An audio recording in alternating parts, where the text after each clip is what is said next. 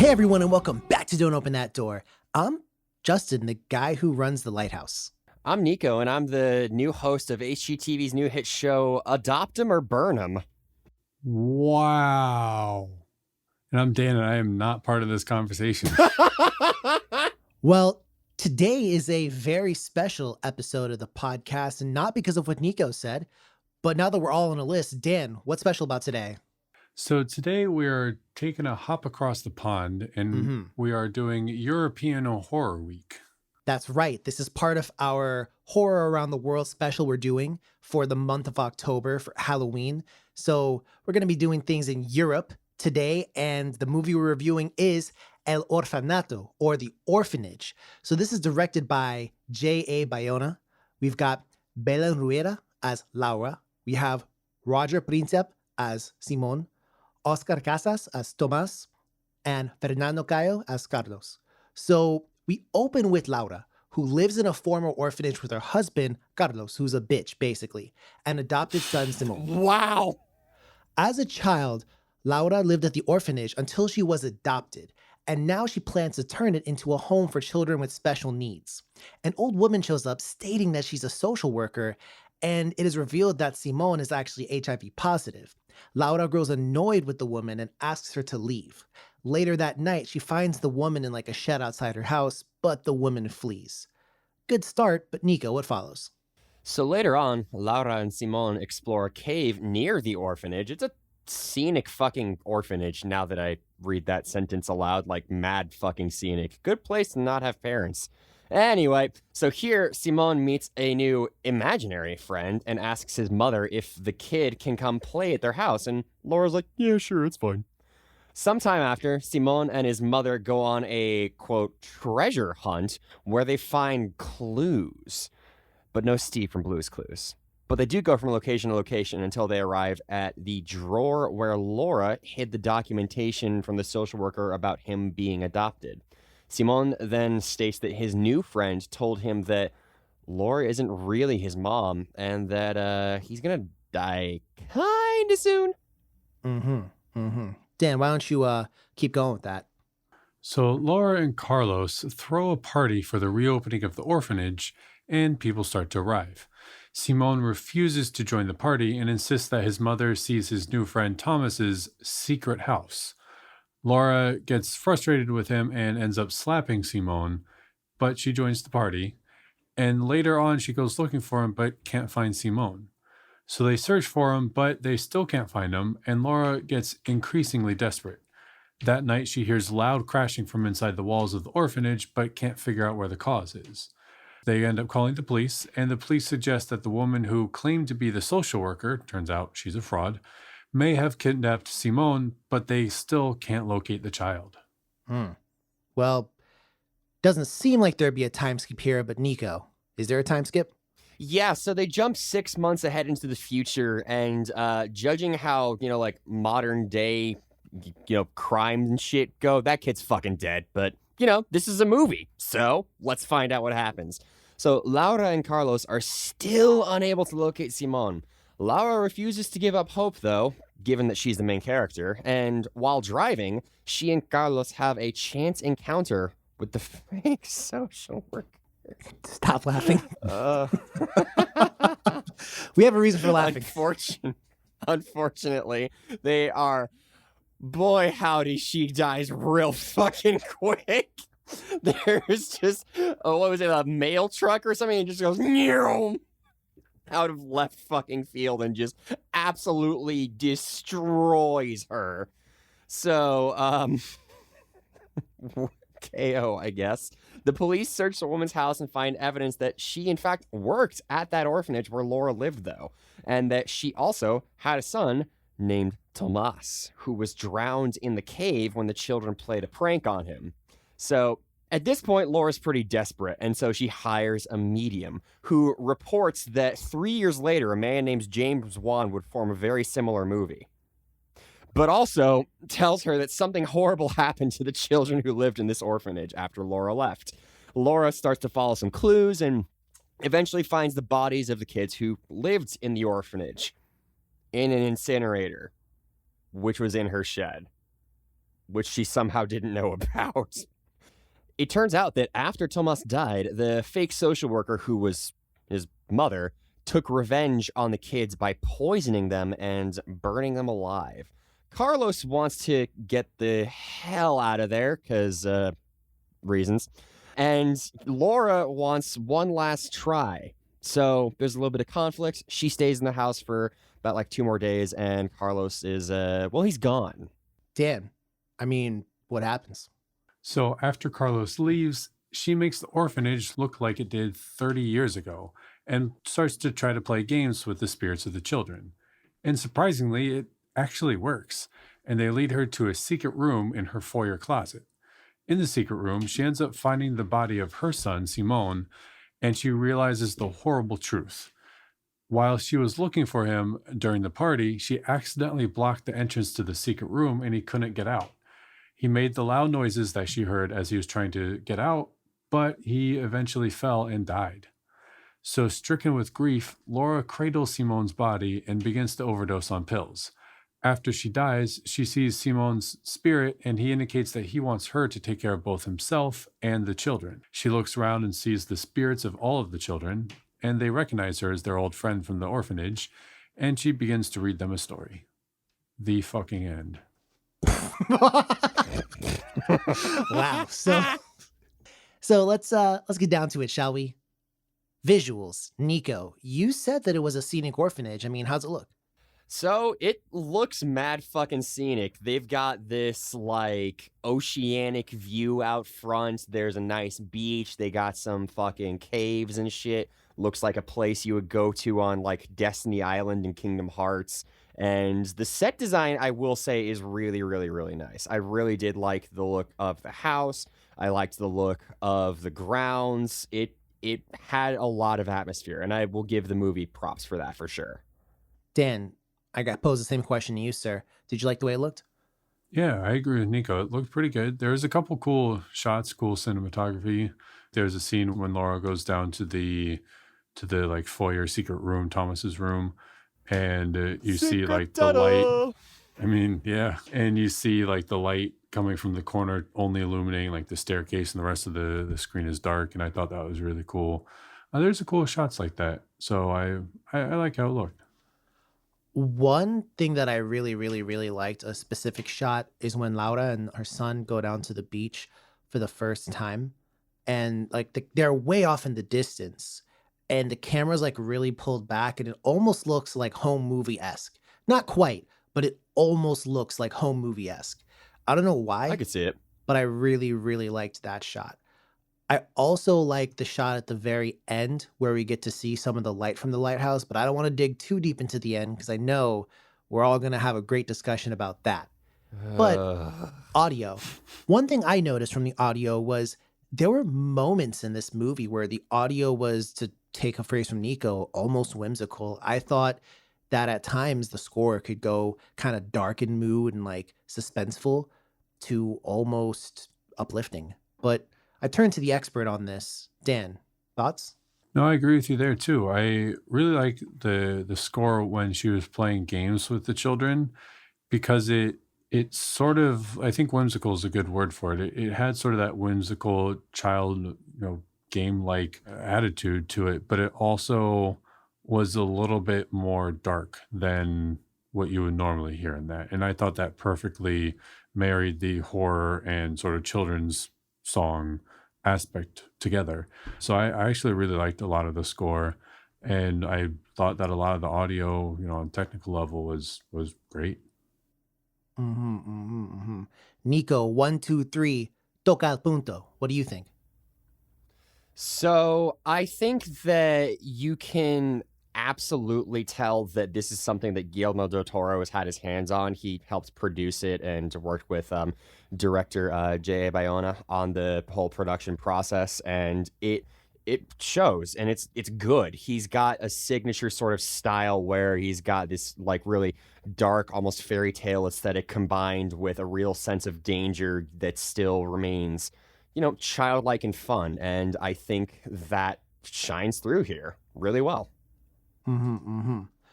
Now, I want to get started on the discussion of this movie, and the best place to start, Nico, once again, you talked about it earlier on. Oh no. This shares a lot in common with a James Wan joint, Insidious. I mean, let's take a look at some of these similarities. You have, the stereotypical, the father doesn't really believe anything. You've got the mother who, she's more in tune. And I'm pretty sure it's Insidious, right? It's Insidious I'm thinking about with like the two kids and the Correct. mom and all Yep. that. Yeah.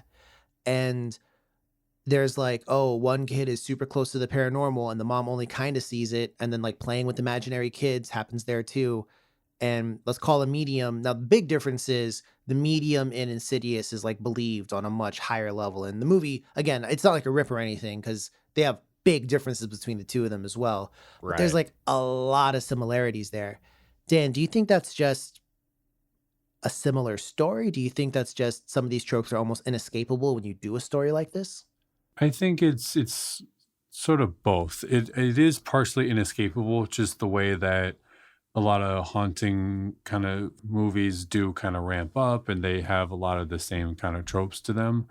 Hmm. But that being said, I feel like this movie was just Spanish James Wan. It was Jaime Wan. I mean, Jaime it Wan. was, when you said they're definitely very different movies, I almost disagree with that. Like, I'm trying to be nice, bro. there were Oof. way too many similarities to me. I mean, like you said, Insidious, of course, but even looking at the Conjuring films, I mean, The Conjuring, I feel like is similar but different.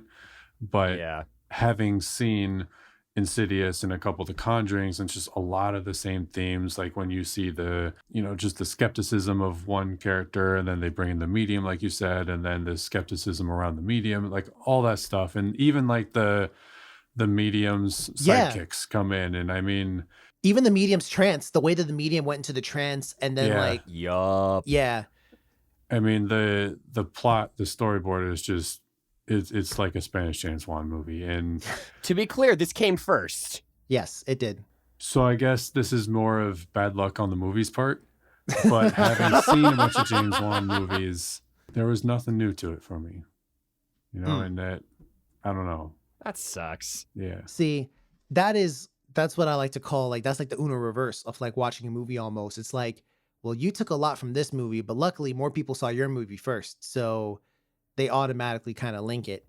Now, Yeah. All due to the time bewitching incense. it's kind of funny because believe it or not, they actually did kind of think about going for a American remake. It just never happened, apparently. But- Really? Yeah, like I tried to find it. Like there, even back in like 2009, they were like, "There's going to be an American remake," and I tried to find it. I couldn't, and then I saw a article basically about the director who was supposed to helm it, talking about like why it never happened, and it was from 2021. So I Was don't it think Jaime? I don't think it ever really happened. No, unfortunately, not Nico. But Nico, I do want you to talk to me about some tropes here because we do talk a little bit about Peter Pan, for example, and like never growing old, that kind of Definitely. eternal youth. So what else do they talk about in this movie?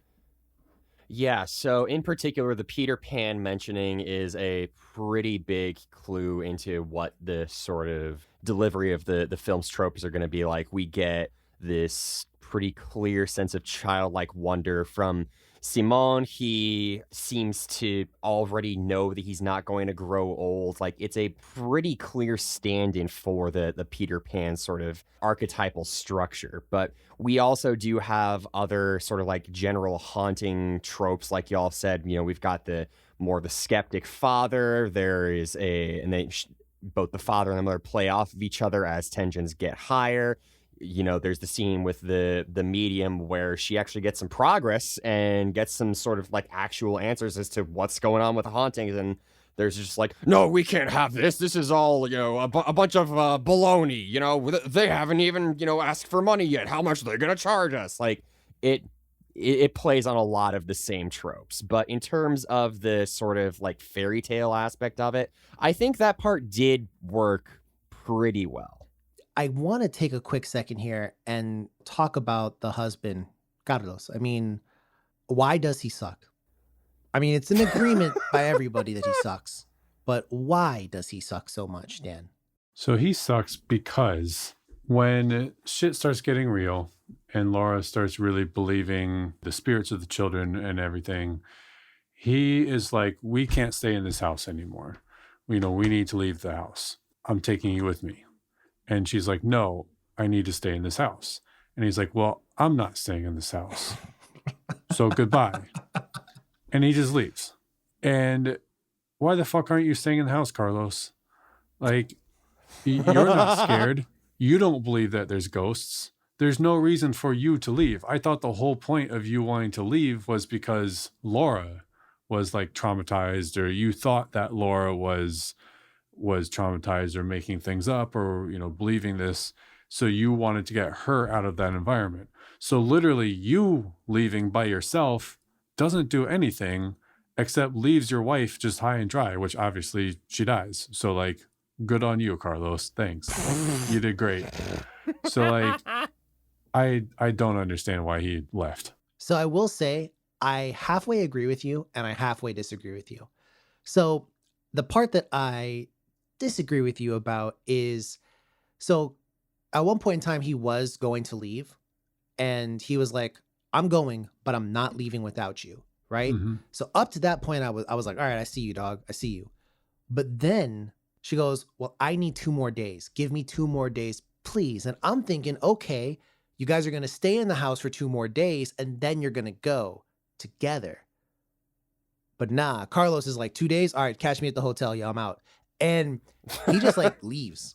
So to Dan's point, like, it's kind of pointless for you to be like, I'm not going to leave without you, to only leave. And then on top of that, so he is a doctor and it's pretty clearly presented, the science versus the rationale versus the supernatural, like what's going to win, rationality or like the supernatural. And the problem with this Spoiler alert, neither of them. Well, he sees They both lose. He sees some pretty clear evidence. Like he always leans on the side of the skeptic. And I for a quick second thought he might have had something going on with the psychologist, the police psychologist who was like always up in their house or came through, when they had the medium come through or whatever else like that. I thought perhaps, maybe. But the thing about it is he does get some kind of evidence. The first is the fact that like his son just goes, but how? Where could he go? Like, it's almost kind of like when you lose like a remote or like you use your phone, but you're at your house and you're like, all right, bro, I know the shit's in my house somewhere.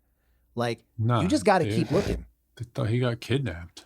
Yeah, but how? By the lady who broke into their fucking house. Yeah, but how? Yeah, and stayed there. What do you mean, how? How would she have kidnapped him? Like with her arms and running away? No, I'm saying an open party. She could have just come in and kidnapped him and then walked away. They were all wearing masks, bruh. She solid snaked him away? I don't believe it, bro. I don't believe it.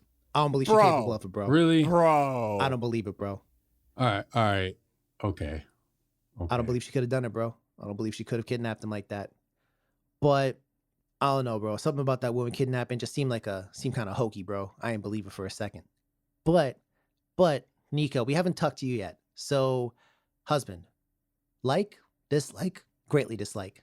I'm not gonna lie, I would have fucking left too. You're a shit husband. Yeah, I guess so.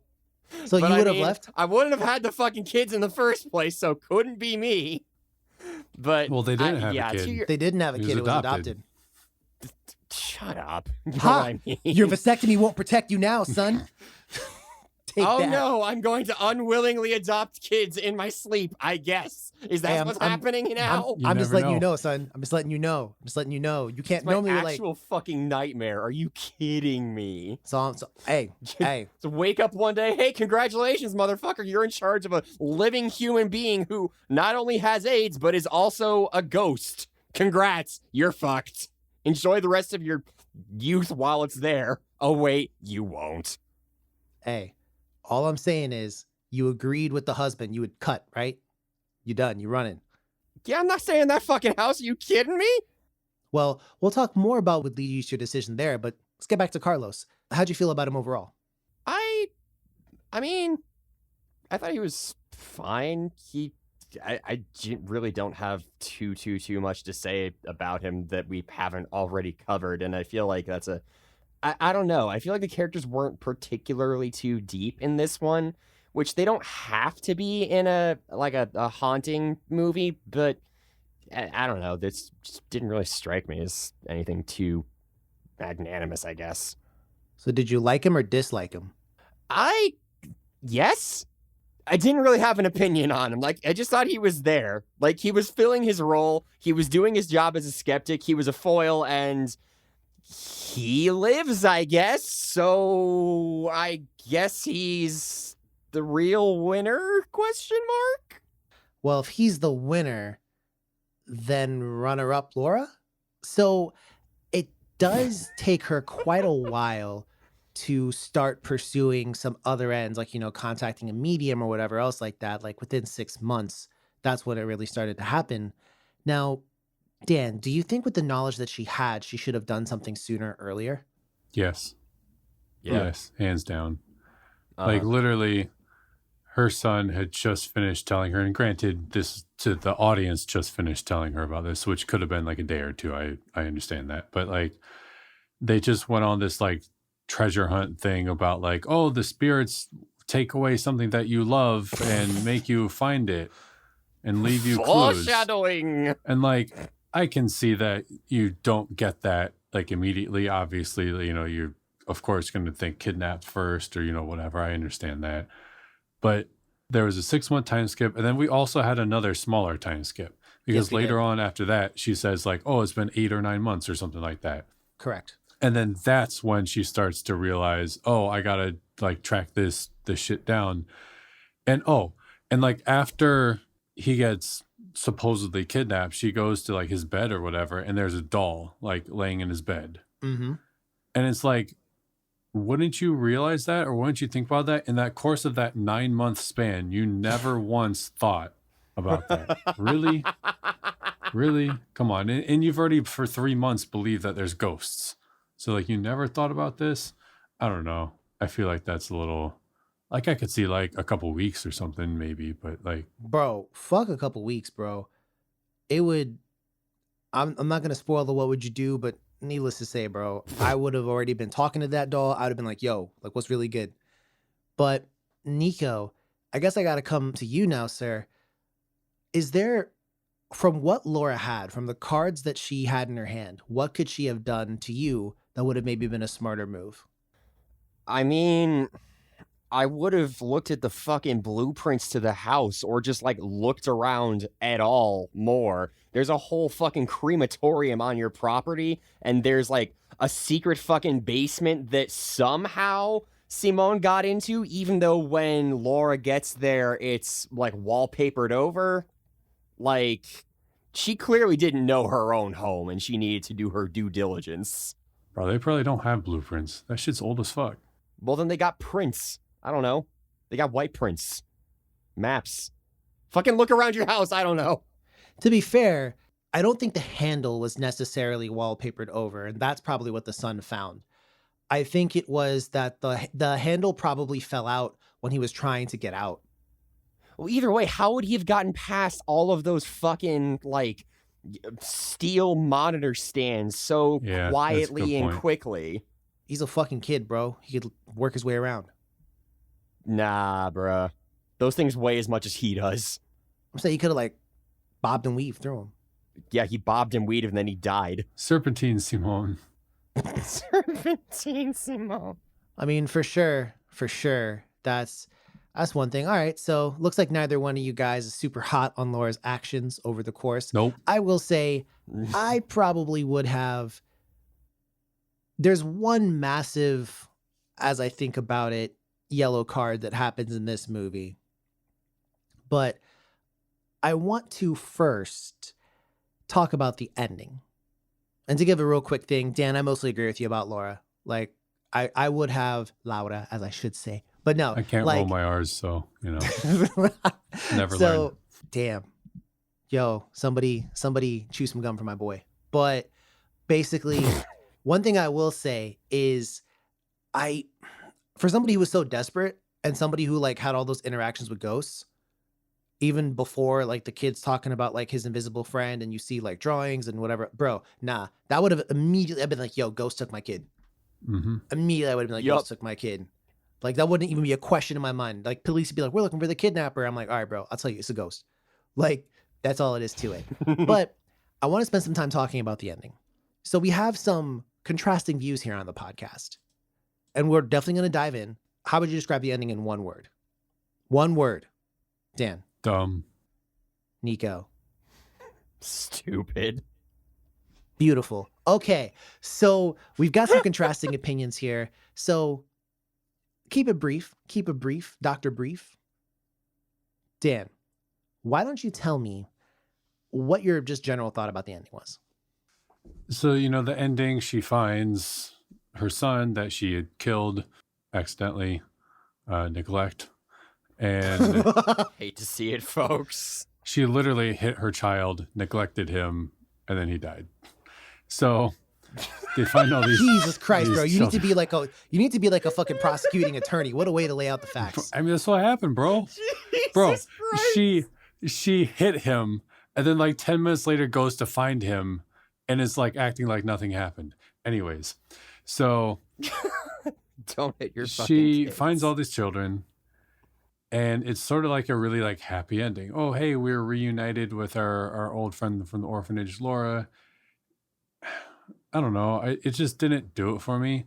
But that, and when the medium was in the movie, that part in the movie, the medium makes a comment to Laura that it's those who are closest to death who see the children or see the spirits or something Mhm. like that. Mhm. And implying that, or I think Laura, well, I don't know. The audience is supposed to take it to mean that, like, oh, Simone is like about to die because he has HIV, so he can see the children. But it's also like a foreshadowing, hey, Laura's going to die because she can kind of see the children, I think, anyways. But she wasn't dying until she was fucking dying. After Carlos leaves and she's in the house alone, you start to see her cough and like can't stand up, you know, on her own 2 feet very easily, and she gets tired quickly. But we never saw that throughout the entire rest of the movie. And as soon as the medium said that line, like halfway through the movie, I knew it was going to happen, but there was like no evidence of that anywhere until she like fucking died. And it was just kind of like, where did that come from? Like, I don't know. I didn't really like that part. So Mhm. yeah, that wasn't that short of an answer, but that's my answer. That's all right. All right. Nico-san, how about you? I'll be brief. So when we are in the final, I don't know, last 10, 15 minutes or so, it's kind of wacky. We get a scene where she literally says, like, I want my son back. And then the movie's like, okay. And then she gets her son back. And then she overdoses by taking 3, like, NyQuil liquid gels or something. And maybe it's just because we've been watching all these slashers and Fear Street and shit, but 3 pills? That's all it took? Really? That's it? You got the whole plot fucked up. That's not how you do an overdose in a horror movie. You gotta, like, get the right pills to overdose, then you gotta get your ones that'll come bring you back, and you can go listen to our Fear Street reviews. But I don't know, man. It just... It seems so out of left field and just not even remotely alluded to. What I thought was going to happen is I thought the kids were going to fucking burn down the house with her and Simone inside of it. I thought that's what was going to happen. I was going to be like, that's a ballsy ending, but nope. So I think the ending was beautiful. And Dan, I'll talk about what, I guess, the point about the children thing in a bit, like why she can see them or whatever else. But I guess, Nico, I don't think it wasn't necessarily not alluded to, because first off, the Peter Pan thing is huge. Like, that's what the ending is. Like, they've got a whole bunch of kids who are never going to grow up. They're never going to get old. And they're basically looking for lack of a better word, they need someone to take care of them. Like, they're essentially, like, the mother plays the role of Wendy in this. Because remember, Wendy got old. And so did the mother. No, you're right. And so, like, that's that piece to it. And remember, the kid, Simone, he completed his hunt or whatever like that. Now, I will tell you, What I thought was gonna happen was the mother was gonna like complete like a treasure hunt or whatever with the kids, and she was gonna wish for her son back, and they were gonna give her her son back. Like, I thought that's how it was gonna end, but I also really liked the ending because to me it was just like really beautiful because you have these kids who are orphans and like the reason why Tomas died, it wasn't even like necessarily their fault. They played like the smallest of pranks on him. And he died, but he also died because nobody was supervising the kids. Like, and that to me was the yellow card I talked about earlier was so you have this person who worked at this orphanage who literally murdered all the children and like what happened? That didn't make the news? Like nobody knew about that? Not even the police who came to the orphanage and like whatever else like they didn't know? Like all the kids just disappeared one day and they were like, "Okay, fine." So, I don't know, like that was the one thing that didn't make any sense to me, but like I liked the thing with like the lighthouse. I liked like all the kids finally getting someone at the end of the day. I don't know, maybe this movie just caught me on a good day, but I really, really like the ending. And I think it also, and I don't know how much of this is, what it is, but I think that that was the way for like Simone to like kind of live his dream to like, like be forever young or like now, because he was also kind of worried about dying and now he's not going to have to worry about that anymore. So, and I also liked how the movie took a fairly brutal twist. Like she killed her son, basically. Like she locked him in that fucking closet. So accidentally, but she did it. So, and I don't know, maybe no one like really listened because like I'm sure he would have called somebody's name or something like that. But anyways, I really like the ending. Now, to the second part about why the whole thing about like Laura being close to death. So at one point in time, the medium turns over her wrist and we see some kind of like scars or markings on Laura's wrist or like arm. And I think that's either meant to be like self-harm or hospital stuff. Like you had an IV in your hand or something like that. And I'm not sure which exactly, but I think it's people who have been, and again, like I'm not going to pull like, oh, I translated it myself card, but I think what they were trying to get across is like people who have been close to death or people who have had brushes with death or who are currently close to death. I think that's more so what it means than just like you got to be currently dying right this second. Like near death experiences. Yeah, exactly. Cause like that's the way I took it at least. And that's why I think that she had, that. Now, granted, the husband's a doctor. So, and I think he's a medical doctor. So I would have been shocked that he hadn't been close to death. But Actually, moving yeah. past that, that's what I think about her. And I think the kids were haunting her because A, they knew her, or at least partially knew her. But B, I think it was just because of her closeness to her son. And she's also kind of the only one who really gives it any mind. Like the husband really doesn't pay any attention to it. Like he hears a noise and he's like, yeah, I'm going to go take care of it. But then like goes the fuck back to sleep. So I don't know about that. But Nico, why do you think the children kind of have that relationship with Laura prior to knowing it's her?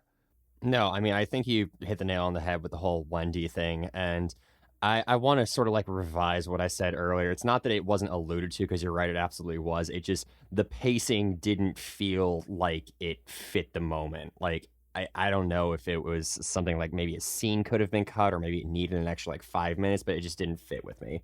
But I think the idea of her being this sort of mentor figure to them scans because, she was in the orphanage and she's now more or less taking care of them in the afterlife. Now, Dan, one thing I want to ask you real quick before we move on here. Do you think that these kids would have haunted basically anyone they could? Like they just needed the attention? Or do you think it was specifically reserved for somebody like Simone? I don't know. I think that's a really good question. I guess just Simone, or at least just like a child. I think maybe they wanted to play with a child, and Simone happened to be that child. I was a little confused whether they were haunting bad or haunting good. I guess that's partly the point too, because at the end, they're not like bad children. They're not trying to kill you or anything. They were playing a game, and unfortunately, bad luck. But which is also the same way that Tomas died. Yup, He, yup. was playing a game, and they, forgot about him, left him, whatever, got trapped and killed. But earlier on in the film, we kind of see the spirit of Tomas at the party, or what we think is Tomas, or what Correct. we're led to assume Tomas later, which turns out is actually Simone. But what we think is Tomas, and he's presented negatively. And then, it turns out that he was always picked on, and they put a really negative backstory behind him, like he might be a vengeful spirit or something. And it turns out that he's just not. And I feel like they should have leaned into that a little bit more, or the opposite. I think they should have Agreed. chosen one direction or another a little bit more so than they did. Mm-hmm. I could see that. But now it's time for the what would you do? So just have a couple questions real quick. So first off, we're going to change things around just a little bit. So let's say, we are like some kind of admin or staff or something like that, at, like let's call it like a summer retreat or something like that. Right.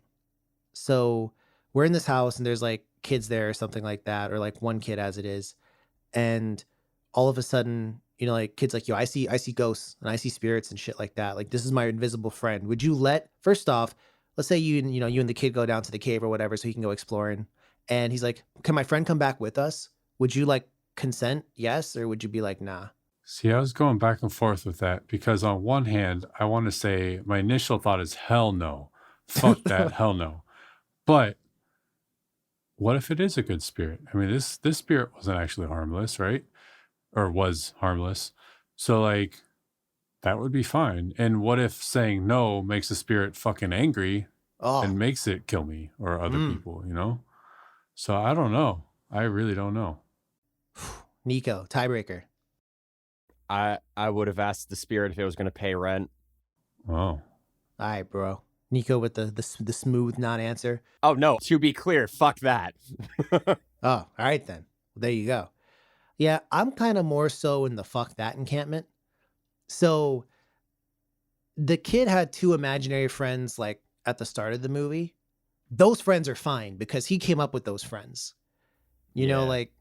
But like you just went to a cave and found a new friend? Nah. I don't know about this new friend. Like I can't do that. Though to be fair, I definitely had an imaginary friend when I was growing up.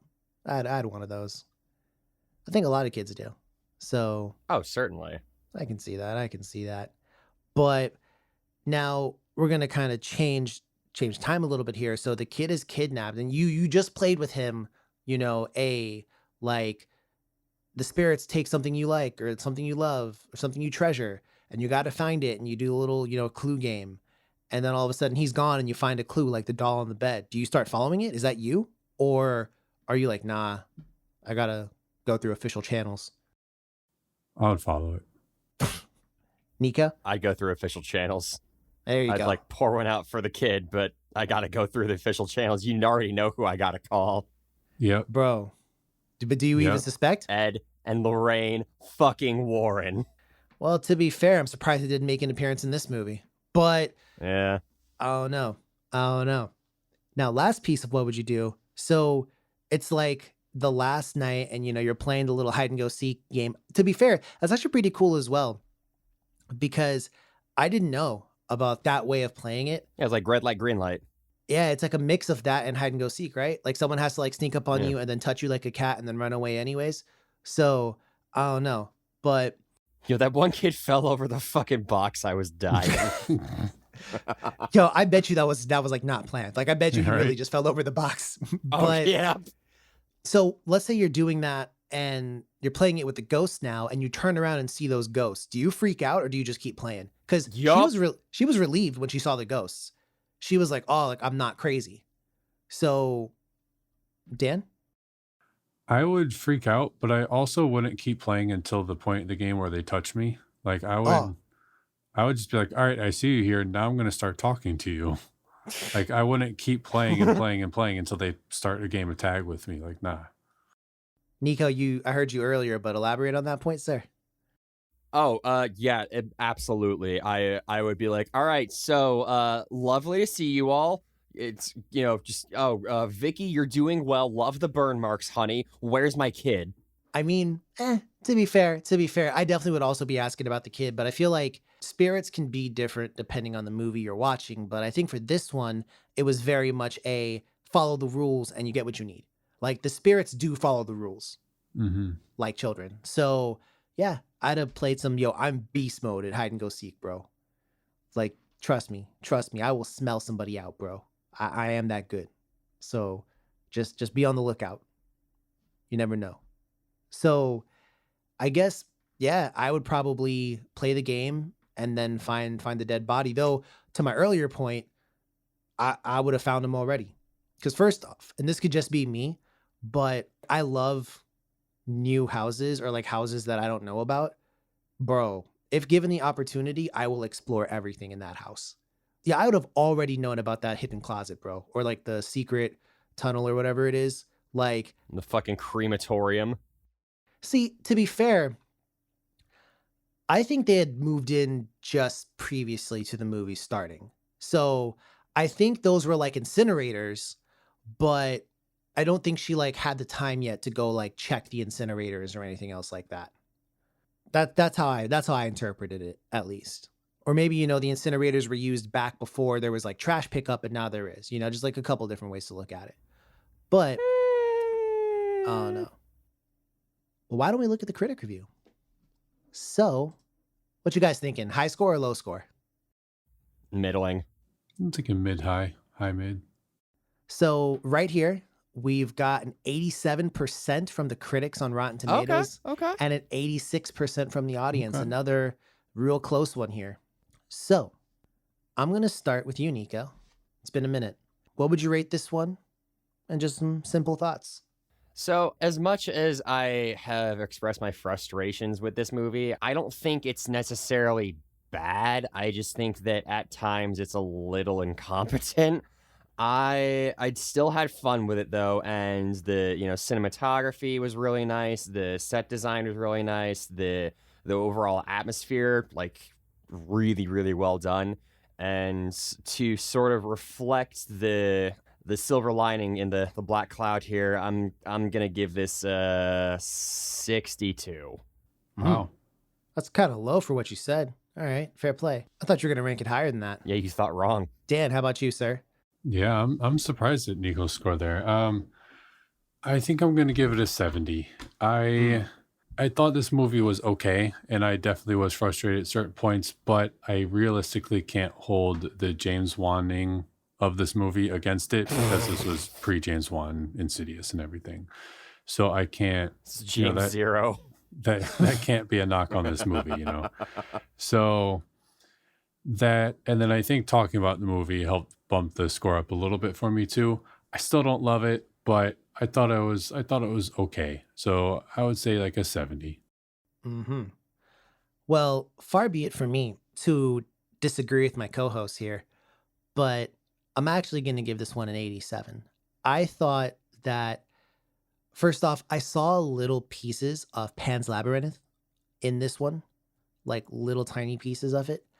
And I don't know, this movie I thought had, now it is to me kind of horror adjacent. It's not like super duper horror, but it's horror enough. And I don't know, I just really, again, like I said, maybe the movie caught me on a good day, but I really like it. I thought, Laura, I thought she was acted really well. I thought the father wasn't really given a lot to do anyways, so he was kind of like an afterthought. And just generally, I like the plot. I like the premise. I like the way that they honestly like weren't afraid to have the kid die at the end. Like this wasn't a happy ending, but then it kind of was almost. Like it's like I felt bad for her when her kid died because like she really, like, how would she have known? Like there was no way she could have known that, setting aside those beams would have caused that to happen. But then now all of a sudden she finds an ending where, because all she wants is her child. And now she can be with her child. And all her child ever wanted was this. So now he gets that. And it's like, and the orphans get to be happy too, because now they finally have somebody to take care of them and it's somebody they love. So it's like, I don't know, like it made me feel something, you know? Like I felt something. When that lighthouse beam hit her, I felt something. So yeah, it's gonna be an 87 for me. But do we recommend this one, Nico? I'm sorry, it's a no, boss. Wow. Okay. All right, Nico, I'm gonna remember this shit, bro. Yeah, remember Fear Street Part 2, bitch? Remember that? Hey. I had actual legitimate disgruntlement with Fear Street. Also, Bitch, I got disgruntlement out the ass. hey. I don't know what that means. Don't dig into it. Yeah, I'm not gonna dig Don't into worry anyone's about it. ass. Moving on. Dan, what do you think? I'm going to say no as well on this one. Wow. Thank you, Dan. Okay. Thank you. Okay. Well, I would have recommended it. I would have actually golden sealed it as well. Nuh-uh. Would you really? Nah. Wow. Oh, wow.